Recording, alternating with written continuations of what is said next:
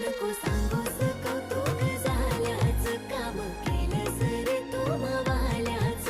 नको तोडूस तू मला मोत्यात, माझं बोलणं तुला झिपायाच. पाण्याची लाट तुझ्या